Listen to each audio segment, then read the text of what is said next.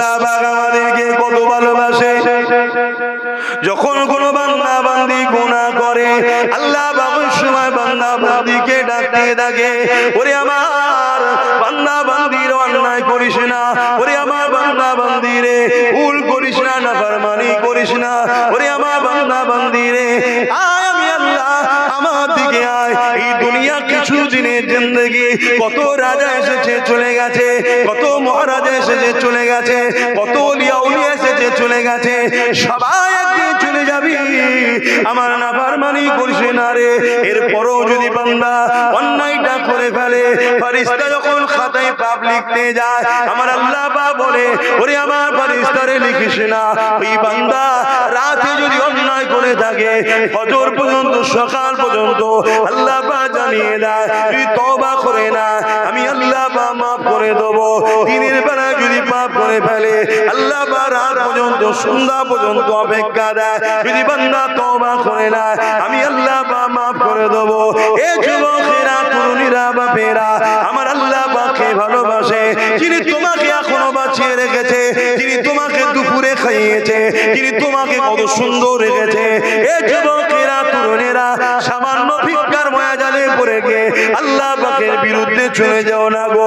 মনে রেখে দেবে এমন ভূমিকম্প দেবে ঘরবাড়ি সব জমিনের নিচে চলে যাবে, তোমার দাদাও বাঁচাতে পারবে না, তোমার দিদিও বাঁচাতে পারবে না। আর আল্লাহর পক্ষে যদি থাকো ওই ভূমিকম্পের নিচে তোমাকে আল্লাহ পাক বাঁচিয়েও দিতে পারে। যেমন পূর্বে তুরস্কে একটা ভূমিকম্প হয়েছিল, ওই ভূমিকম্প অবস্থাতে একটা বাচ্চা জন্মগ্রহণ করেছিল, আড়াই দিন পরও ওই বাচ্চাটা ভূমিকম্পের নিচে, বিল্ডিং এর নিচে, ধসের নিচে জিন্দা ছিল, আজও জিন্দা আছে। আরো জোরে বলুন সুবহান। বলো আমার ভাইরা, সেই আল্লাহকে ভালোবাসবে না যে আমাদেরকে কত ভালোবাসে। ওষুধের ক্ষমতা যে তোমার বিমারকে সেবা করতে পারে, আল্লাহ দেয় বিমার, দিয়ে মোমেনের গুনাহ মাফ করে। বলুন সুবহানাল্লাহ। মোমেনের জন্য বিমার হওয়াটাও নিয়ামত, মোমেনের জন্য ইমানদার, ইমানদারের জন্য বিমার হওয়াটাও নিয়ামত। গুনাহ মাফ হয়, আর গুনাহ যদি না থাকে, তার যদি বিমার হয়, সে যখন সবর করবে, শুকরিয়া আদায় করবে, ধৈর্য ধরবে, আল্লাহ ফেরেশতাকে ডেকে বলে, দেখ তোরা তো বলেছিলিস মানুষ বানাতে হবে না, আমার পিয়ারা বান্দা দেখ আমি তাকে বিমার দিয়েছি, সে কোনো রকম আমার উপর অভিযোগ দিচ্ছে না, অথচ বলছে আল্লাহ আপনি জিহালে রেখেছেন শুকরিয়া, যা ফেরেশতা আমি ওর মাকামকে আরো বাড়িয়ে দিলাম। জোরে বলুন সুবহানাল্লাহ। শোনো ভাইরা, মুমিনের পায়ে যদি কাঁটাও ফোটে এর বিনিময়ে গুনাহ মাফ হয়। জোরে বলুন সুবহানাল্লাহ। কত ভালোবাসা আল্লাহ, আর সেই আল্লাহর উপর আজকে আঘাত দেওয়া হচ্ছে। এতে আমার আল্লাহর কিছু যায় আসে না, আমিও জানি, কারণ আল্লাহ তো তিনি। মক্কার মুশরিকরা যখন আমার নবীকে জিজ্ঞেস করেছিল আল্লাহকে, নবী যখন প্রচার করলেন লা ইলাহা ইল্লাল্লাহ, अल्लाह के सिवा दूसरा कोई माबूद ही नहीं, তখন মক্কার মুশরিকরা জিজ্ঞেস করেছিল আল্লাহকে। শুনছেন তো নাকি? হায় হায়, আজ কত বাবা বেরিয়েছে, সে তার নিজের ধর্মের কথা বলে ফেমাস হতে পারছে না বলে আমার ইসলামের উপরে, আমার নবী, আমার আল্লাহর বিরুদ্ধে বলে ফেমাস হতে চাইছে। অথচ আমরা কখনো কোনো ধর্মের উপরে আঘাত দিয়ে ফেমাস হওয়ার স্বপ্ন দেখি না। কেন? আমরা এমন এক রব, এমন এক লিডার পেয়েছি, তাকে ভালোবাসলেই পৃথিবী বিখ্যাত ফেমাস হওয়া যায়। জোরে বলুন সুবহানাল্লাহ। 850 বছর আগে সুলতানে বাগদাদ চলে গেছে, আজও পৃথিবীতে তার নাম রোশন হয়ে আছে। অন্য কোন ধর্মকে গালি দিয়ে নয়, অন্য কোন ধর্মের বিরুদ্ধে বলে নয়, আল্লাহ ও রাসূলের পক্ষে থাকার জন্য সুলতানে বাগদাদ 850 বছর আগে চলে যাওয়ার পরও আজও পুরো পৃথিবীতে সুলতানে বাগদাদ মানুষের হৃদয়ে রাজত্ব চালাচ্ছে। জোরে বলুন সুবহানাল্লাহ। আজ থেকে 800 বছর আগে এই হিন্দুস্তানের জমিনে আতায়ে রাসূল মঈনুদ্দিন আজমিরি চলে গেছে, অন্য কোন ধর্মের বিরুদ্ধে বলে ফেমাস হয় হয়নি, অন্য কোন ধর্মগুরুদের আঘাত দিয়ে ফেমাস হয়নি। আল্লাহ নবীকে প্রেম করে এমন ফেমাস হয়েছে, আমার দেশের প্রধানমন্ত্রীকেও প্রতি বছরে তার দরবারে চাদর পাঠাতে হয়, বাবা আমাকে দেখো একটু। শুনছেন তো নাকি? আতে সেই আল্লাহর দাস দাসী তুমি আমি, তোমাকে আমাকে জালিমরা কিছু আলু দিয়ে, কিছু পেঁয়াজ দিয়ে, কিছু তেল দিয়ে, কিছু ভিক্ষা দিয়ে তোমাকে আমাকে খরিদ করছে, আল্লাহর বিরুদ্ধে, নবীর বিরুদ্ধে জাহান্নামের রাস্তায় নিয়ে যাচ্ছে। কারবার করছো করো, ব্যবসা করছো করো, অর্থনীতি করছো করো, রাজনীতি করছো করো, কিন্তু রাজনীতি, ব্যবসা, অর্থ করতে গিয়ে এমন লোকের সঙ্গে বন্ধুত্ব করে ফেলছো যে তোমাকে বিনিময়ে জাহান্নামের রাস্তা দিচ্ছে না। তো আমার কথা মাথায় ঢুকছে? কোন মুরব্বী বাপেরা বুঝতে পারছেন তো নাকি আমি কি বলছি? হ্যাঁ, ও মন দিয়ে শোনেন। অথচ রেজেকের মালিক আল্লাহ, তারা আমাকে যে ভিক্ষা, আপনাকে যে ভিক্ষা দিচ্ছে, ওটা আপনারই টাকা আপনাকে দিচ্ছে। ওজন আপনার আরো বেশি অধিকার আছে। আপনি আল্লাহ রাসূল থেকে সরে তাদের তাগুতি শক্তি পক্ষপাতিত্ব করার জন্য আপনি সামান্য ভিক্ষা পাচ্ছেন। দুনিয়াও অন্ধকার, আখিরাতও অন্ধকার হচ্ছে। আসো আসো, হিন্দু হোক, খ্রিস্টান হোক, আদিবাসী হোক, সাঁওতাল হোক, বাগদি হোক, সবাই আমাদের ভাই বোন, সবাই বাবা আদম মা হাওয়ার ছেলে মেয়ে, সবার সঙ্গে মিশো, সবার সঙ্গে কারবার করো, সবার সঙ্গে ব্যবসা করো, সবার সঙ্গে রাজনীতি করো। ইসলামে নিষেধ নয়, কিন্তু ততদিন পর্যন্ত কারবার, ব্যবসা, বন্ধুত্ব থাকবে যতদিন পর্যন্ত তারা কেউ আল্লাহ ও রাসূলের বিরুদ্ধে না বলবে, দ্বীনের বিরুদ্ধে না বলবে। যখনই বিরোধী করবে তখনই আর সম্পর্ক নয়। আমার এই কথাই যদি আমার কোন অমুসলিম ভাই মনে দুঃখ পায়, আমি তিনাকে ভাবাবো। আমি যদি আপনার ধর্মের বিরুদ্ধে বলি, আপনি কি আমার সঙ্গে সম্পর্ক রাখবেন? তাহলে ওটা তো আমার ক্ষেত্রেও, আপনি আমার দ্বীনের বিরুদ্ধে বললে আমি কেন আপনার সঙ্গে মিশবো? আপনি আমার ধর্মকে মানছেন না, সেটা আপনি জবাব দেবেন। আপনার যেটা ভালো লাগছে ওটা আপনার কাছে, আমি যেটা ভালো লেগেছে আমার কাছে। কিন্তু আপনি মানুষ, আমি মানুষ, আপনি বাবা আদমের সন্তান, আমিও সন্তান, দুজনে ভাই ভাই, একসাথে কারবার করব, একসাথে অর্থনীতি করব, একসাথে দেশ চালাবো, একসাথে সমাজ চালাবো, একসাথে ইনসানিয়ত দেখাবো। সব জায়গায় ঠিক থাকবে ততদিন পর্যন্ত থাকবে যতদিন আপনি যেমন আপনার ধর্মে আঘাত দিলে আমায় ভালোবাসবেন না, ততদিন আপনি আমার উপরে আঘাত দেবেন না, ততদিন আপনার সঙ্গে মিশবো আমি। কেন? এর পরম মিশা মানে আমার ধর্ম বলছে আমি ইসলাম থেকে বেরিয়ে যাব। কথা বুঝছেন না? বলুন, এ কথা কি খারাপ লাগছে? স্পষ্ট কথা রে বাবা, স্পষ্ট কথা। আজকে কোথায় যাচ্ছি আমরা? দুনিয়ার পেট চালাতে গিয়ে আজকে আমাদের হুঁশ নেই, আমরা কোথায় ধ্বংস হয়ে যাচ্ছি। না আল্লাহ সাহায্য পাচ্ছি, না দুনিয়ায় ধনী হতে পেরেছি, না দুনিয়ায় টাটা, গোয়েঙ্কা, রিলায়েন্স, আদানি, আম্বানি হতে পেরেছি, না দুনিয়ায় কোনো ইজ্জত পাচ্ছি।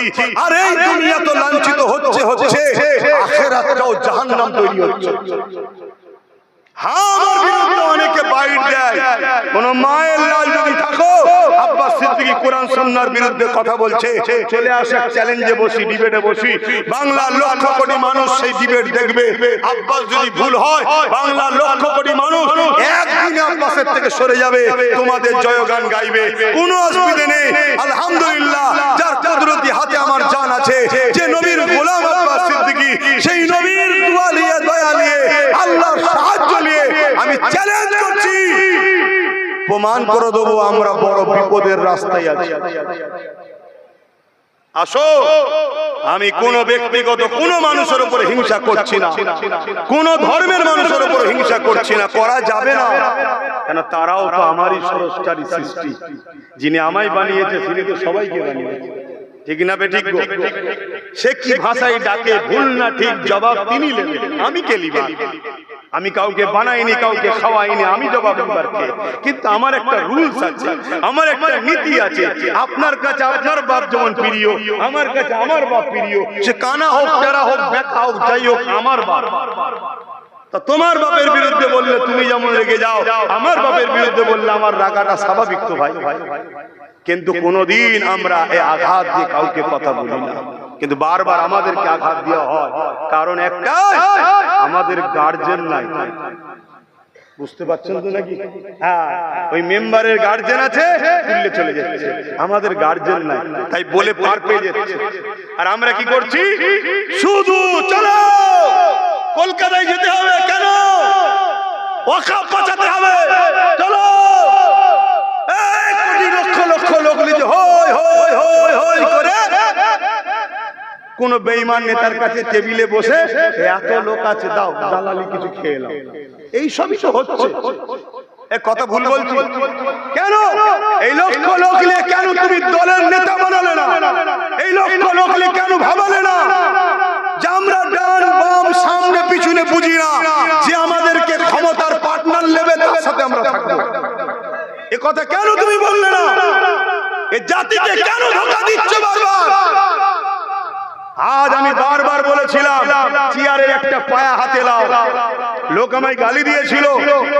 আজ যদি চেয়ারের পায়া আমাদের হাতে একটা থাকতো, এই ধরুন চেয়ারটা আপনাদের, তিনটে পায়া আমার, একটা আপনাদের, এই চেয়ারে বসে আপনাদেরকে গালি গালাজ করতে গেলে আমায় ভাবতে হবে পায়াটা খুলে নিলেই কাত হয়ে যাবো, পড়ে যাবো, ঠিক না বেটি?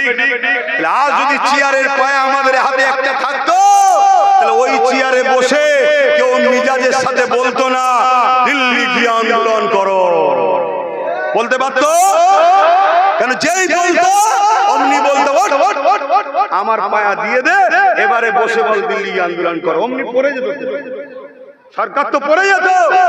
কিন্তু আমরা এর জন্য কখনো উলামারা ভাবছি না, এর জন্য যত সংগঠন আছে আমরা ভাবছি না, আমরা শুধু লোককে জড়ো করছি, তারা কাজ কাম ছেড়ে দিয়ে ধর্মের ব্যাপার, সেনসিটিভ ব্যাপার না গেলেও ঈমান যেন বাধা দিচ্ছে, কোটি কোটি লোক জড়ো হচ্ছে, আর সব গুছিয়ে গেছে নিয়ে যে কখনো এই দুশ্মনের পিছনে, কখনো ওই দুশ্মনের পিছনে, এর কাছে বিক্রি ওর কাছে বিক্রি, এই করে করে জাতকে ৭৯ বছর ধরে ধোঁকা দিয়েছে এই সমাজের একদল গাদ্দার উলামারা।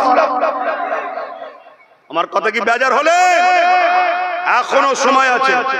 আজ যদি চেয়ারে একটা পায় আমাদের হাতে থাকতো, ইনাকে দিয়ে ওকে কালকে তুলে দেওয়া যেত, না তুলে এক্ষুনি তোকে তুলে দেবো, শুনছেন না? শোনেন?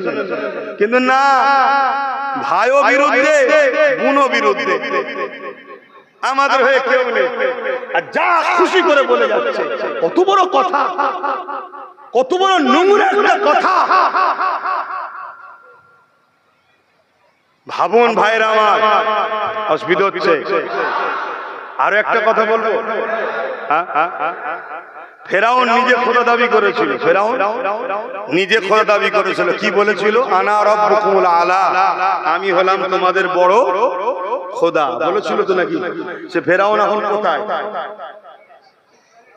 মিশরে জাদুঘরে দাঁত কেলিয়ে পড়ে আছে, কিন্তু ধোলাই হচ্ছে না, হয়নি। শরীরটা তো ওখানে দাঁত কেলিয়ে পড়ে আছে, অরিজিনাল রু, শাস্তি তো রুয়ের ওপরে হয়, সে কিন্তু ধুলাই চলছে, বাবারে মারে, বাবারে মারে, বাবারে মারে, কেন বলতে গেলাম, কেন বলতে গেলাম, চলছে। আপনাদের বিষয় হয় নাকি? আবার তো কে জান্নাতি কি জাহান্নামী বললেও ফতোয়া হচ্ছে যে আল্লাহ ছাড়া কেউ জানে না। আচ্ছা, আল্লাহ জানে, এটা কোনো আশ্চর্যের বিষয়? তা আল্লাহ তো জানবেই, তিনি তো মালিক, তিনি আমাদেরকে জানাবে বলেই তো কোরআনের মতো কিতাব পাঠিয়েছে যে এই রাস্তায় যদি চলো জান্নাত, এই রাস্তায় চলো জাহান্নাম। ক্লিয়ার কথা তো। মানে দালালির একটা সীমা আছে, দালালির একটা সীমা, সে সীমাকে অতিক্রম করে চলে গেছে। কিছু কিছু মাথা মুটা বেঈমান এমনও কথা বলছে যে কোরআন নাকি বলেছে কাফেরকে কাফের বলা যাবে না। জোরে বলুন, কি বলবেন? সুবহানাল্লাহ বলবেন, বলুন নাউযুবিল্লাহ বলুন। এটা কোরআনের উপরে দাগ না, দাগ না, কোরআনকে অপমান করা হ্যাঁ কি না? আমার ওয়াজ আপনারা ধরতে পারছেন তো নাকি? এই যুবকরা দিতে পারছো তো না? শুধু ভিডিওই করাতে ব্যস্ত। শোনো, দাড়ি নেই, টুপি নেই, প্যান্ট শার্ট পরা জাহান্নামী কেউ বলতে পারবে না। কাল দাড়ি হয়ে যাবে, কাল টুপি হয়ে যাবে, কাল হজ হয়ে যাবে, কাল আল্লাহ আল্লাহ করতে করতে মরে যাবে, জান্নাতে চলে যাবে। কিন্তু দিনের যদি দুশমন হয়, দাঁড়িয়ে থাকার পরও জাহান্নামের দরজায় দাঁড়িয়ে আছে। কি ব্যাপার, এখানে লাইন কেন? তুই তো বিরাট নামাজ পড়তিস, তাহাজ্জুদ পড়তিস। না, বলিসনি, ওই সেই ভাত আলিবার জন্য লাইনটা অন্যদিকে গুঁজে দিয়েছিলাম। কথা বুঝছেন না, বোঝেন না? ওপেন বলে যাচ্ছি, নিজের ক্ষতি করছো, মাপ আছে। ধর্মের ক্ষতি করোনি। সিনেমা দেখেছো, গান শুনেছো, যাত্রায় গেছো, নামাজ কাজা করেছো, রোজা কাজা করেছো, কাবিরা গুনাহ করেছো, কিন্তু বেঈমান কাফের নয়। তওবা করলে আল্লাহ মাফ করে দেবে। শুধু মাফ নয়, বিশার হাবি পৃথিবী বিখ্যাত সারাবি ছিল, পৃথিবী বিখ্যাত ওলি করে দিয়েছে। জোরে বলুন সুবহানাল্লাহ। হাবিবে আজমি সুদখোর ছিল, আল্লাহর কাছে তওবা করেছে, হাসান বসরির হাতে বায়াত হয়েছে, পৃথিবী বিখ্যাত ওলি হয়ে গেছে। জোরে বলুন সুবহানাল্লাহ। আজকের যুবক কালকে ওলি হবেন এর কি মানে আছে? আজকে দাড়ি চাচা কালকে দাড়ি হবেন এর কি মানে আছে? আজকে বেনামাজি কাল নামাজি হবেন এর কি মানে আছে? কিন্তু আজকে তুমি এমন এক জালিমের সাথ দিলে, এমন এক জালিমকে সাহায্য করলে, সে ক্ষমতায় এসে তোমার মসজিদ মিটালো, তোমার মাদ্রাসা মিটালো, তোমার কবরস্থান মিটালো, তোমার ঈদগাহ মিটালো, তোমার ইসলামকে গালি দিল, তোমার আল্লাহর উপর আঘাত দিল। মনে রেখে দিও, জালিমের সাথে সাথ দিয়ে ইসলামের ক্ষতি করে তুমি বেঈমান হয়ে গেছো। তার সাথে হাসর নাসর হয়ে জাহান্নামে যেতে হবে। শুনছো তো নাকি? খুব ভালো করে বোঝো, আজ গরিব কাল ধনী লোক হতে অসুবিধা নেই, এই সময় লাগে না। এই তকদির আল্লাহ পাল্টাতে পারে না, পারে না? এই আমাকে দেখো না, আমি তো গরিব ছিলাম, এখনো গরিব, ওই খেয়ালে বলছি না, এখনো তো গরিব, সবই তো আল্লাহ। কিন্তু আজকে আমার কোনো অভাব রেখেছে আল্লাহ? তাহলে আজ তুমি ভাবছো আমার সংসার চলছে না, কাল তোমাকে যে আল্লাহ একটা চরকি মানে রাস্তা বার করে দিয়ে কোটিপতি করে দিতে পারবেন এর কি মানে আছে? তুমি ধৈর্য ধরো, সবর করো, আল্লাহকে বলো। কিন্তু নিজের পেটের জন্য দিনের সওদা করছো, দিনের পেটের জন্য মসজিদের সওদা করছো। আজ ভাবো, আজ চিন্তা করো, না হয় কিন্তু কাল কঠিন বিপদ হবে। দুনিয়াতে তোমাকে আল্লাহ তাদের হাতেই মিটাবে যাদের জন্য তুমি আল্লাহর বিরুদ্ধে গেলে। সূরা বাকারা খুলে দেখুন, আল্লাহ কোরআনে বলছে, আর ওয়াদাল্লাহি হাক্কুন, আল্লাহর ওয়াদা হলো সত্য, একে রদ কেউ করতে পারবে না। তুমি যার জন্য আল্লাহর বিরুদ্ধে গেলে তার হাতেই আল্লাহ তোমাকে মিটিয়ে দেবে। খুব দুঃখের সাথে বলতে হয়, ফেরাউন কি বলেছিল? আমি খোদা, তাই তো নাকি?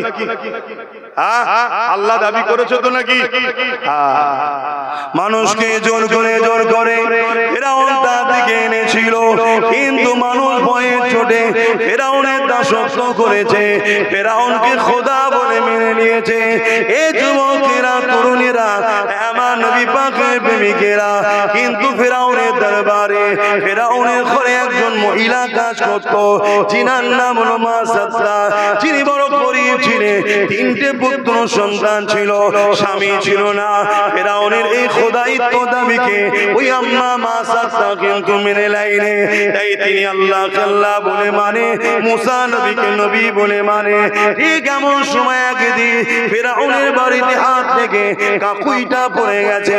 হযরতে মা সাদরা যখন কাকুইটা তুলতে গেছে, বিসমিল্লাহ বলে তুলেছে। এই খবরটা ফেরাউনের কাছে কেউ দিয়ে দিয়েছে। এই খবর যখনই ফেরাউন পেয়ে গেছে, ফেরাউন মা সাদরাকে ডেকেছে, হে মা সাদরা রে, শুনলাম নাকি তুমি আমাকে আল্লাহ বলে মানো না, এমন করে মুসা যে আল্লাহর প্রচার করে সেই আল্লাহকে নাকি আল্লাহ বলে মানো। হযরতে মা সাদরা চিন্তা করতে লেগেছে, আমি যদি সত্য কথা বলে দিই, এই জালিম আমাকে অত্যাচার করবে, জুলুম করবে, আর আমি যদি জানকে বাঁচাবার জন্য এর সামনে মিথ্যা কথা বলে দিই, তাহলে পরকালে আল্লাহ পাক আমার উপরে নারাজ হয়ে যাবে। আমি মা সাদরা আমার স্রষ্টাকে কি করে নারাজ করি, যিনি আমাকে বানিয়েছে, যিনি আমাকে জীবজন্তু পশু করেনি, তিনি আমাকে আশরাফুল মাখলুকাত করেছে, আমি তিনাকে কি করে নারাজ করি? এই জন্য আম্মা জান মা সাদরা ফেরাউনের সামনে বলে দিল, হে ফেরাউন, তুমি তুমি যেটা শুনেছো ঠিকই শুনেছো, আমি তোমাকে খোদা বলে মানি না, আমি তিনাকে খোদা বলে মানি যিনি তোমাকে মিশরের রাজা বানিয়েছে, যিনি তোমাকে সৃষ্টি করেছে, আমি তিনাকে আল্লাহ খোদা বলে মানি। মাসাদটাকে ফেরাউন বুঝাতে লেগেছে এখনো সময় আছে, পরিবর্তন হয়ে যাও, তোমাকে আজাদ করে দেবো, অনেক ধন দৌলত দেবো, লোভ লালসা দিতে লেগেছে। কিন্তু আম্মা মাসাদটা একটাই কথা বলতে লেগেছে, আমি সব কিছু ছাড়তে রাজি আছি, আল্লাহকে ছাড়তে রাজি নয়। এরা লোভ দিচ্ছে, হিরে দেবো, মণিমুক্ত দেবো, আজাদ করে দেবো, গাড়ি দেবো, মানে ঘোড়া তৎকালীন সময় কথা বুঝে আসছে, অনেক কিছু ধন সম্পদ দেবো, শুধু খোদা বলে মেনে নাও। মানছে না। আর আজকে আমার মুসলিম ঘরের ছেলে 500 টাকা 1000 টাকাই খোদা বলে মেনে নিচ্ছে। এই মানছে না, মানে না। আমার কথা কি ভুল হচ্ছে? আপনারা জানেন না এ যেমন খোদার বিরুদ্ধে আল্লাহর বিরুদ্ধে কথা বললো, এটার প্রতিবাদ যেমন হলো আইলা মুহাম্মদ সাল্লাল্লাহু আলাইহি ওয়াসাল্লামের পক্ষে দাঁড়িয়ে প্রতিবাদ হওয়া দরকার আছে না? হচ্ছে। কিন্তু আরেকটা কথা আমি বলবো যে প্রতিবাদ হয় না, আপনারা হয়তো শুনতেও পাননি। সেটা কি? এই বাংলাতে আমার বাংলার নেত্রী মমতা ব্যানার্জিকে তার দলের এমএলএ বলছে আমাদের আল্লাহ। প্রতিবাদ হয়েছে, জোরে বলেন, মমতা কি আল্লাহ? যদি আল্লাহ না হয় এর বিরুদ্ধে প্রতিবাদ করুন, আর যদি প্রতিবাদ না করে একে মেনে নিন, তার মানে আপনি 500,000 এর কাছে খোদা বলে মেনে নিলে বিক্রি হলেন। এই কথা ভুল বললাম? যদি বলে উনি তো দাবি করেন, আরে উনি ফেরাউনের থেকে বড় চালাক, ওই জন্য নিজে দাবি করেন, উনি ওনার দলের চালা খেতে দাবি করাচ্ছে। তুই বল আগে বাজার মহলটা দেখি কি হয় রিঅ্যাকশন। শুনছেন তো নাকি? ফেরাউনটা এত এডুকেটেড পারসন ছিল না, মূর্খ ছিল তো, তাই ডাইরেক্ট বলে দিয়েছে আনা রব্বুকুমুল আলা। এগুলো তো শিক্ষিত ফেরাউন তো। শুনছেন না? শুনেন? হ্যাঁ, এই জন্য ডাইরেক্ট বলছে না, কি করছে? দলের লোকেদের দিয়ে বলছে আমাকে আল্লাহ বলে প্রচার কর। আগে সমাজের মুসলমানগুলো কিভাবে খাই দেখি, কতটা আমার গোলাম হলো দেখি, আমি ওই ভান্ডার দিয়ে কতটাকে গোলাম বানিয়েছি, আমি ইটা সিঁড়ি উটা সিঁড়ি দিয়ে কতটা গোলাম করেছি, একটু দেখা দরকার আছে না? না। তারপরে যখন দেখবো যে খদ্দের তো ভালোই হয়ে গেছে, তখন না হয় ডাইরেক্ট দাবি করবো যে আমারই উপাসনা করতে হবে। শুনছেন তো নাকি? অসুবিধা হলো কথাটা? কি গো মুসলমানেরা গায়ে লেগে গেল না? সবই ঠিক আছে, ওর বিষয়ে বলেছিলেন ঠিকই বলেছে, এটার বিষয়ে বলতে গেলেন। এরকম মুসলমান আছেন নাকি? আমি ও মুসলমান নই ভাই, অতএব ও ইসলামের দুশমন, এও ইসলামের দুশমন, ও প্রকাশ্য দুশমন, এ ছদ্মবেশী বন্ধু সেজে দুশমন। রাসূলের ভাষায় ওর থেকে ভয়ানক। কেন? ওকে আমি চিনি, একে আমি চিনি না। একে বন্ধু মনে করে আপন করেছি, একে বন্ধু মনে করে জায়গা দিয়েছি, আর এই জায়গা নিয়ে আমার মাদ্রাসাকে মিটাচ্ছে, এই জায়গা নিয়ে আমার কওমের চাকরি মিটাচ্ছে, এই জায়গা নিয়ে হাজার কেস দিয়ে ছেলেদেরকে জেলে ভরেছে, যা জায়গা নিয়ে আজকে বলছে দিল্লিকে আন্দোলন করো, জায়গা নিয়ে বলছে কোরআন শেষ হবে, আমার উন্নতি শেষ হবে না, জায়গা নিয়ে আমাদেরই সাহায্য নিয়ে আজকে বলছে মুসলমান ভাবো আল্লাহ দাবি করছে। শুনেছেন না? শুনেছেন? কেউ সাক্ষী দেন, শুনেছেন তো নাকি? আমি যে কথাটা বললাম যে কোন এক এমএলএ একে আল্লাহ বলেছে, এটা শুনেছেন? হ্যাঁ কি না? হাত তুলে সাক্ষী দেন। এই দেখেন এতগুলো লোক শুনেছে। তাহলে বলুন এর বিরুদ্ধে প্রতিবাদের দরকার আছে না? আরে রাজনীতি, আমি এখানে কোন রাজনীতির লোকের হয়ে বলতেছিনি, আমি আল্লাহ ও রাসূলের হয়ে বলতে এসেছি। শুনছেন না? শোনেন না? কিন্তু আমরাই তো দুঃখ এদের পাশে দাঁড়িয়ে এদেরকে সাপোর্ট করে ক্ষমতায় আনি। এরাই তো মদ, এরাই তো হজ হাউসের মধ্যে মদ খায়, এরাই তো হজ হাউসের মধ্যে মদের বোতল ঢুকায়। শুনছেন? তাহলে বলো আল্লাহ আমাদেরকে ছাড় দিয়েছে, ছেড়ে দেবে? এখনো সময় আছে, পরিবর্তন হও, পরিবর্তন হও। সামনে দেখে লাভ নাই, পিছনে দেখে লাভ নাই, কি হবে ভেবে লাভ নাই। আল্লাহর জন্য জীবন লাগলে দেবো, আল্লাহ থাকে তাহলে ওই আদর্শ তৈরি করো। হযরত ইব্রাহিম আলাইহিস সালামকে যখন আগুনে নমরুদ ফেলে দিয়েছিল, আল্লাহ পাক বলে দিয়েছিল আগুন রে ইব্রাহিমের জন্য ঠান্ডাদায়ক আরামদায়ক হয়ে যা। ইব্রাহিম নবীর জন্য আগুনের মধ্যে ফুলের বাগিচা হয়ে গিয়েছিল। কিন্তু দেখা যায় দুটো আল্লাহ পাকের সৃষ্টি মখলুক একজন মুখ দিয়ে ফু দিচ্ছে, যার নাম হলো গিরগিটি। সে মুখের ফু দিচ্ছে যাতে করে আগুনটা জোরে ধরে ইব্রাহিম যাতে পুড়তে সাহায্য হয়, এই জন্য গিরগিটি ফু দিচ্ছে। গিরগিটি নিশ্চয়ই আমরা চিনি, এই চেনেন তো গিরগিটি চেনেন না? বাড়ির পাঁচলে থাকে না, ভাট পাড়াতে থাকে, ওইটাই হলো গিরগিটি। দুদিন আগে ছিল একদিকে, এখন একদিকে, আবার একদিন দেখবেন আর একদিকে। এই যে রং পাল্টায় একে কি বলা হয়? এই রং যে পাল্টায় কি বলে? হ্যাঁ, ওইটাই হলো গিরগিটি। ওটা বড় গিরগিটি, আর বাড়ির পাঁচিলে যে থাকে ওটা ছোট গিরগিটি। এরা রং পাল্টায় না, পাল্টায় না। মানুষ বিশ্বাস করে সাথ দিল, ঝুপঝাপ করে লাভ মারছে। রাত্রিরে শোবার সময় শুনলাম অমুকের দলে, ঘুম থেকে উঠে শুনছি আর পালিয়ে গেল। এই যে রং পাল্টায় একে কি বলা হয়? গিরগিটি। এই পাল্টানো গুলো একটা বড় গিরগিটি আছে আর একটা পাঁচিলে ছোট গিরগিটি থাকে। তো ওই গিরগিটি ফু দিচ্ছে কেন? যাতে ইব্রাহিম নবীর আগুনটা আরো বাড়ে। শুনছেন? আচ্ছা বলুন তো, একটা বিশাল গ্রামের মতো এলাকায় আগুন ধরিয়েছে। যারা গেছে ইরাকে তারা জানে, ব্যাবিলন শহরে আমি নিজের চোখে দেখে এসেছি। একটা বিশাল গ্রামের মতো এলাকায় আগুনটা ধরানো, এই বিশাল আগুনে গিরগিটির ফুঁয়েতে আগুন বাড়বে মনে হয়? কিন্তু তারপরেও ফু দিচ্ছে কেন? ওই ইব্রাহিম নবীর বিরুদ্ধে তার প্রমাণ দিল। আর আজ নাই বলে একটা ছোট্ট জীব আছে আল্লাহ সৃষ্টি, সে চোঁচে করে পানি নিয়েছে আগুনে দিচ্ছে কেন? যাতে আগুনটা বন্ধ হয়ে যায়। একটা ছোট্ট আজনাই জীব, তার চোঁচে 2-5 ফোঁটা পানি থাকবে, এই গ্রামের মতো আগুন ওই 2-5 ফোঁটা পানিতে কি নিভাবে মনে হয়? কিন্তু ও কি প্রমাণ দিল? আমি ইব্রাহিমের পক্ষে। আল্লাহ ঘোষণা করে দিলেন গিরগিটি আমার ইব্রাহিমের বিরুদ্ধে, আর আজনাই আমার ইব্রাহিমের পক্ষে। তাই ওদের দ্বারা উপকার যদি নাও হয়, ওদের দ্বারা ক্ষতি যদি নাই হয়, আজনাইয়ের দ্বারা উপকার হয়নি, গিরগিটির দ্বারা ক্ষতিও হয়নি, কিন্তু ইব্রাহিমের বিরুদ্ধে গিরগিটি প্রমাণ দিল ফু দিয়ে, আর আজনাই ইব্রাহিমের পক্ষে প্রমাণ দিল পানি দিয়ে। ইব্রাহিম নবীর পক্ষে থাকার জন্য আল্লাহ বললেন আজনাইকে মারা নিষেধ না যায়, আর গিরগিটিকে মারা যায়। শুনছেন? আমি এই কথাটা কেন বললাম?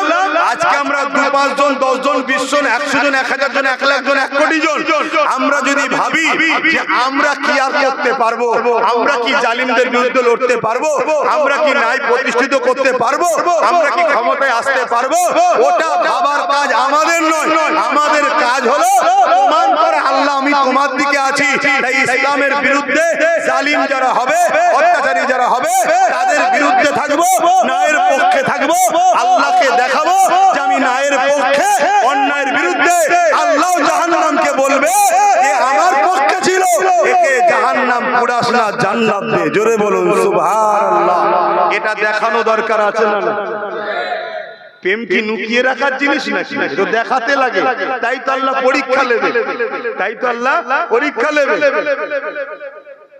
বাবেরা, নওজোয়ান তরুণেরা, হযরতে মা সাদ্দামার কথাটা বলছিলাম, বলবো কি গো? বলবো না থাকবে? হাত তুলে বলুন কারা শুনতে চাইছে, হাত লম্বা করে তোলেন যারা শুনতে চাইছে। সত্য তো নাকি? না খিদে পেয়ে গেছে, না অসুবিধা হচ্ছে? যে আরো কত মৌলী সাহেব আছে, বক্তা সাহেব আছে, তারা কত সুন্দর ওয়াজ করে, এ ছেলেটা কেমন দেখেন। আরে আমি খারাপই রে বাবা, কেন আনিস? আনবি না বলবো না, ওপেন কথা বলছি, আনবি না বলবো না, আসলে বলতে হবে, এটা আমার ইমানি দায়িত্ব। নচেত আল্লাহ আমার জিভকে টেনো কপালে মারবে, জাহান্নামের কাঁচি দিয়ে কাটবে। কারণ ইসলাম কুনতুম খায়রা উম্মাতিন উখরিজাত লিন-নাস তা'মুরুনা বিল মা'রুফ ওয়া তানহাউনা আনিল মুনকার। ইমাম সাহেবরা রয়েছেন, কোরআনের কথা, এই তো কালামুল্লাহ শরীফের কথা, আল্লাহর কথা। আল্লাহ আমাদেরকে শ্রেষ্ঠ উম্মত করেছে, খায়রুল উম্মাহ কুনতুম খায়রা, কুনতুম খায়রা, খায়রুল উম্মাহ, শ্রেষ্ঠ উম্মত। কি জন্য? আমাদেরকে আল্লাহ দুটো কাজ দিয়েছে। কি কাজ? অন্যায়কে মিটাও, ন্যায়কে প্রতিষ্ঠিত করো। এই দুটো কাজ করার জন্যই আল্লাহ আমাদেরকে দুনিয়ায় পাঠিয়েছে। এই দুটো কাজ যদি করতে পারি আল্লাহ পুরস্কার জান্নাত রেখেছে, করতে যদি না পারি তাহলে আল্লাহ জাহান্নাম দেবে। শুনছেন তো? দুনিয়ার জমিনে আমরা দেখেছি আমার দেশের বর্ডারে সেনাবাহিনী থাকে না, কি জন্য? মাইনে দেয় না, দেয় না, খাওয়া দেয় না, দেয় না। ওদের কাজ কি? ওনাদের দেশকে বিদেশির হাত থেকে নিরাপদে রাখা, বহিরাগত যাদের দেশের দুশ্মন না ঢুকে পড়ে, এদিকের মাল ওদিকের মাল না হয়ে যায়, এটা কাজ তো। যদি এই কাজ না করে দেশের গভর্নমেন্ট তার বিচার করবে না? করবে না? মাইনে দেবে? তাহলে একটা দেশ, একটা মানুষ, সে আরেকটা মানুষকে একটা নিয়ম তৈরি করেছে, পাহারা দে, মাইনে দেবো, খেতে দেবো, যদি না কাজ করিস তাহলে তোকে দেব না। তাহলে মহান স্রষ্টা, যিনি দুটো হাত, দুটো পা, দুটো চোখ, দুটো কান দিয়েছে, তিনি আমাদের ডিউটি দিয়েছে আমার জমিনের উপরে ফিতনা নয়, অন্যায় নয়, জুলুম নয়, খুন নয়, চিটিংবাজি নয়, প্রতারণা নয়, চুরি নয়, ডাকাতি নয়, অন্যায়কে মিটাও আর ন্যায় প্রতিষ্ঠিত করো, শান্তি প্রতিষ্ঠিত করো, মানুষের হক দাও, মানুষকে বাঁচতে দাও, প্রেম দাও, ভালোবাসা দাও, ইনসাফ দাও, ইনসানিয়ত দাও, নাই দাও। এই কাজ করার জন্যই তো আল্লাহ আমাদেরকে পাঠিয়েছে। এ উম্মতে মুহাম্মাদি, নিজেকে চিনতে পারলে না, তোমার আমার দশাটা ওই মৃগনাভিওয়ালা হরিণের মতো হয়েছে। হরিণের পেটেই মৃগনাভি থাকে, হরিণ মৃগনাভির খুশবুতে পুরো জঙ্গল চষে বেড়ায়, কোথা থেকে খুশবু আসছে নিজের পেট থেকে বেরোচ্ছে বুঝতে পারে না। আরে আল্লাহ তোমাকে আমাকে এই দুনিয়ার জন্য খলিফা করে পাঠিয়েছে। তুমি আমি প্রতিনিধিত্ব করব, তুমি আমি তো নেতৃত্ব দেবো, তুমি আমি তো ইনসাফ কায়েম করব, তুমি আমি তো গরিব দুঃখী সর্বধর্মের মানুষের অধিকার দেবো, তুমি আমি তো ইনসানিয়ত প্রতিষ্ঠিত করব।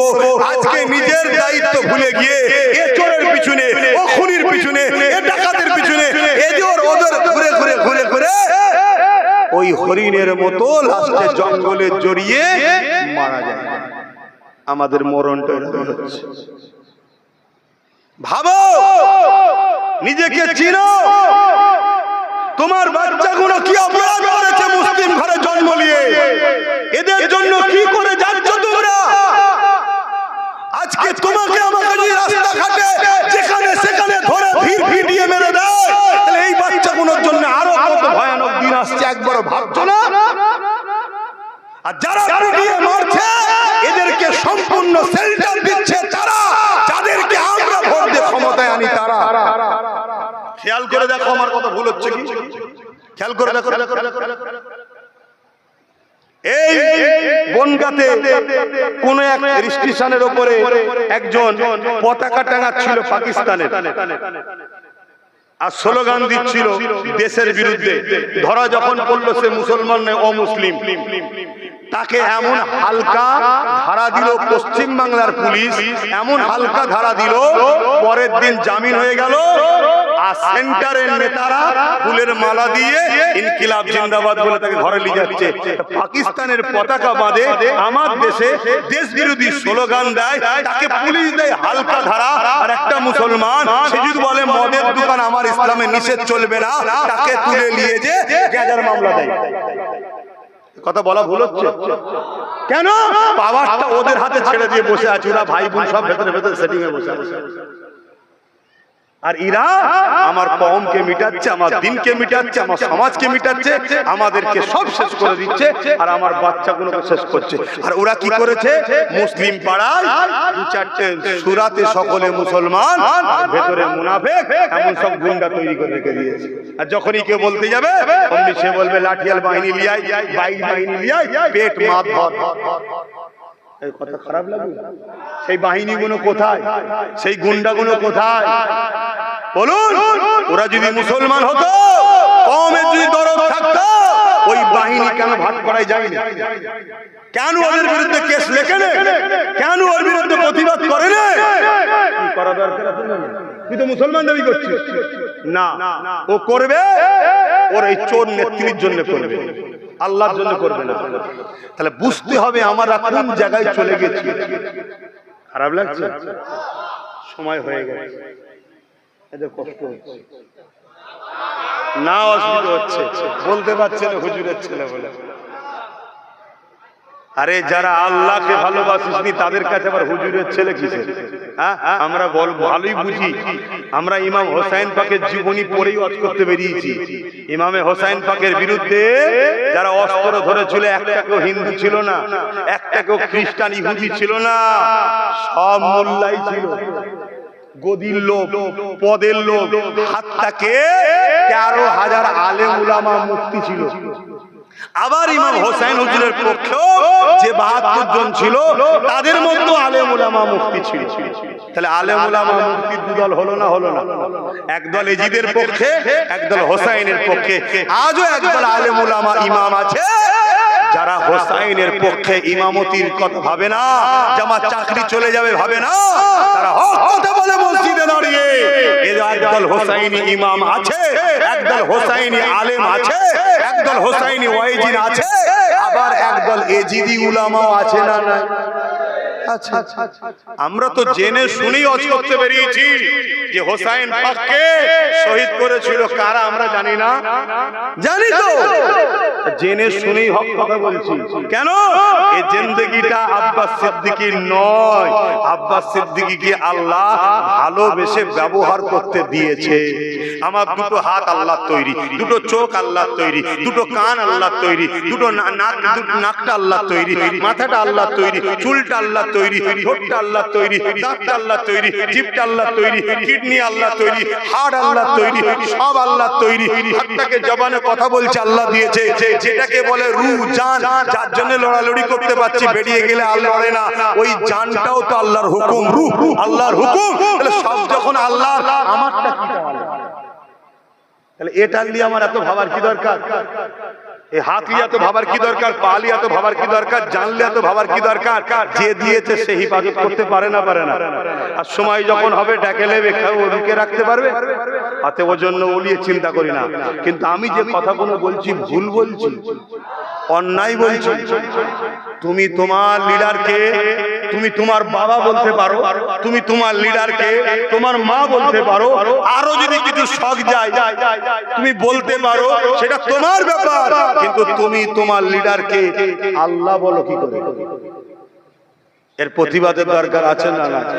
খুব শিগগিরই খবর পাবেন বিভিন্ন জায়গায় ফুরফুরাশে আহলে সুন্নাত ওয়াল জামাতের ডাকে এই আল্লাহ বলার দরুন আর এই নতুন জাহান্নামের কুকুরটা যে কথা বলেছে, এর প্রতিবাদ আগামী দিন হবে। ইসলামের পক্ষে দাঁড়িয়ে প্রতিবাদ করব, ইসলাম বিদ্বেষীদের বিরুদ্ধে। আপনারা যারা ইসলামের পক্ষে খবর পেলে একটু যাওয়া দরকার আছে না? নাই? কারা যেতে রাজি আছেন হাত তুলে দেখান, লম্বা হাত তুলবেন। আর পাশাপাশি দেখুন কেউ বাকি আছে কি? হাত তুলুন, কেউ বাকি আছে কি দেখুন, হাত নামিয়ে দেন। কেউ বাকি নেই তো? কেন দেখতে বললাম? হাত বাকি আছে নাকি? বাকি থাকলে ঝগড়া করবেন না? না, ঝগড়া করার লোক আমরা নয়, ঝগড়া করার লোক আমরা নয়, আমরা ডিফেন্স করার লোক। আর আমরা ডিফেন্স করলে পৃথিবীর মানচিত্র চেঞ্জ হয়ে যায়। বলুন আলহামদুলিল্লাহ। আমরা ঝগড়া করার লোক নয়। ইতিহাস বলছে কখনোই ঝগড়া করিনি আমরা, কিন্তু ডিফেন্স করেছি আমরা। আর ডিফেন্স যখনই করেছি, আচ্ছা আচ্ছা চিঙ্গিস খান, হালাকু খান, সব খান সাইজ হয়ে গেছে। কথা বুঝছেন না? বলছেন কেন? তাহলে দেখতে বললাম, এজন্য দেখতে বললাম, মুনাফিককে চিনতে হবে। মুনাফিক হলো আমাদের জন্য সবথেকে বড় ভয়ঙ্কর।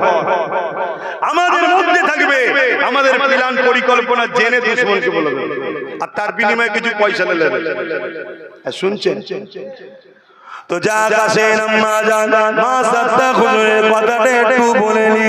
ফেরাউন চারিদিক থেকে বুঝাতে লেগেছে, এ মা সাত্তা রে, আল্লাহকে ছেড়ে দে, মুসার কথা ছেড়ে দে, আমাকে আল্লাহ বলে মেনে নে।